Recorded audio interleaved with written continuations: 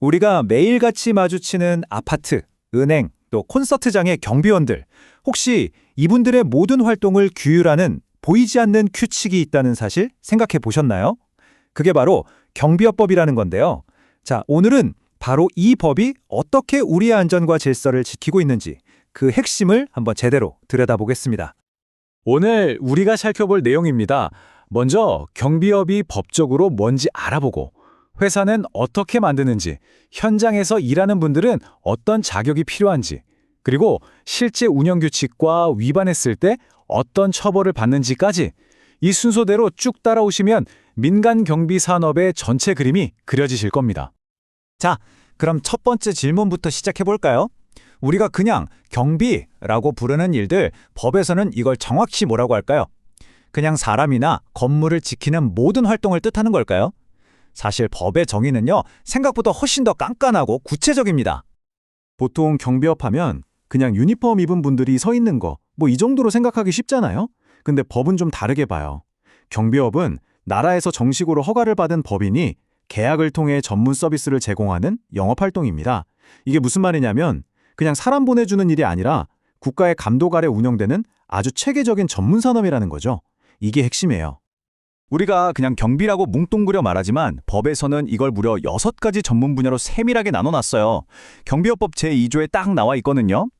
아파트 경비 같은 시설 경비부터 돈 옮기는 차를 지키는 호송 경비, 우리 흔히 말하는 보디가드, 바로 신변 보고도 있고요. 또 보안 시스템을 다루는 기계 경비, 그리고 공항처럼 정말 중요한 곳을 지키는 특수 경비, 마지막으로 콘서트장 같은 데서 안전 관리하는 혼잡 경비까지. 와, 정말 다양하죠? 각 분야가 다 전문성이 다르다는 뜻입니다. 자, 이렇게 전문 분야로 나뉘어 있다면 당연히 아무나 경비 회사를 차릴 수는 없겠죠? 그럼 회사를 세우려면 도대체 어떤 문턱을 넘어야 하는지 그 과정을 한번 쭉 따라가 보겠습니다. 보시는 것처럼 이게 그냥 나 회사 차릴래 한다고 되는 게 아니에요. 진입 장벽이 꽤 명확하죠. 먼저 법인을 딱 세우고요. 법에서 정한 최소한의 자본금, 인력, 장비를 다 갖춰야 돼요. 그래야만 관할 경찰청에 신청서를 낼 수 있는 자격이 생기는 거고요. 거기서 또 까다로운 심사를 통과해야 비로소 허가증을 손에 쥘 수 있는 겁니다. 이 표를 한번 보세요. 법이 모든 경비업을 똑같이 보지 않는다는 게 확 드러나죠? 시행령 별표 1을 보면요. 일반 시설 경비랑 공항 같은 곳을 지키는 특수 경비는 시작부터 달라요. 자본금은 3배, 최소 인력은 2배나 더 필요하거든요. 그만큼 국가가 이런 중요 시설의 안전을 얼마나 중요하게 생각하는지 바로 알 수 있는 대목이죠. 자, 이제 회사도 세웠습니다. 그럼 실제로 현장에서 우리 안전을 지켜주는 분들은 어떤 자격을 갖춰야 할까요? 법은 경비원을 크게 2종류로 나눕니다. 우리가 보통 보는 대부분의 경비원들은 일반 경비원이고요. 그런데 공항이나 발전소처럼 국가 안보랑 바로 연결되는 곳을 지키는 분들은 특수경비원이라고 불러요. 이분들은 신원조회부터 훨씬 엄격하게 하고요. 필요하면 총기까지 휴대할 수 있는 정말 막중한 임무를 맡고 계신 거죠.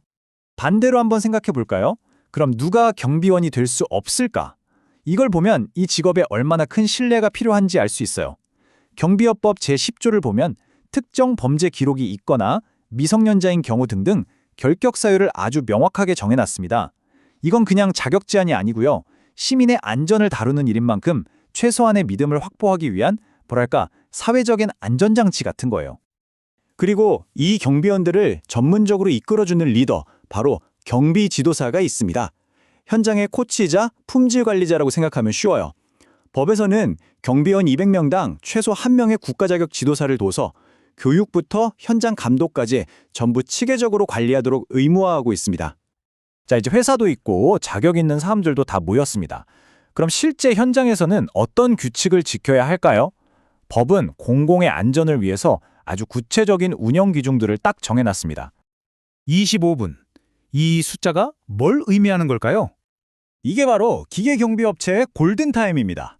만약 우리 집에 설치된 보안 시스템에서 경보가 울렸다. 그러면 업체는 늦어도 25분 안에는 현장에 도착해야 한다는 거죠. 법으로 딱 정해져 있어요. 이 규정 덕분에 경보 시스템이 그냥 삑삑거리는 알람이 아니라 진짜 실질적인 안전장치가 될 수 있는 겁니다. 그리고 이건 정말 중요한 원칙 중 하나인데요. 바로 복장에 관한 규정이에요. 경비원의 복장은 경찰이나 군인과 명확히 구별되어야 한다. 왜 그럴까요? 이게 그냥 옷 디자인이 문제가 아니거든요. 우리 시민들이 공권력과 민간 서비스를 헷갈리지 않도록 하는 최소한의 장치인 거예요. 권한의 범위를 명확하게 해서 오해나 권력 남용의 가능성을 아예 차단하겠다는 거죠. 자, 그럼 마지막으로요. 만약 지금까지 살펴본 이 중요한 규칙들을 어기면 어떻게 될까요? 법을 어기면 어떻게 되냐고요? 이 표를 보면 한 번 정도는 봐주겠지 이런 게 아니라는 걸 알 수 있죠. 위반이 반복되면 영업정지를 넘어서 결국에는 허가 취소라는 가장 무거운 처벌로 이어집니다. 그러니까 경고가 쌓이면 사업 자체를 접어야 할 수도 있다는 뜻이에요. 그만큼 법을 지키는 게 이 산업의 기본이라는 걸 보여주는 거죠. 자, 이 모든 내용을 종합해 보면 우린 이런 질문을 던져볼 수 있을 것 같아요. 민간 경비 산업을 이렇게 법으로 깐깐하게 규제하는 게 과연 우리 사회의 안전에 어떤 영향을 미칠까요?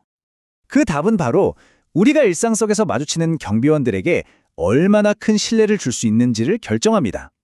이렇게 체계적인 법과 규제가 있기 때문에 우리가 그들을 믿고 우리의 소중한 안전을 맡길 수 있는 거겠죠.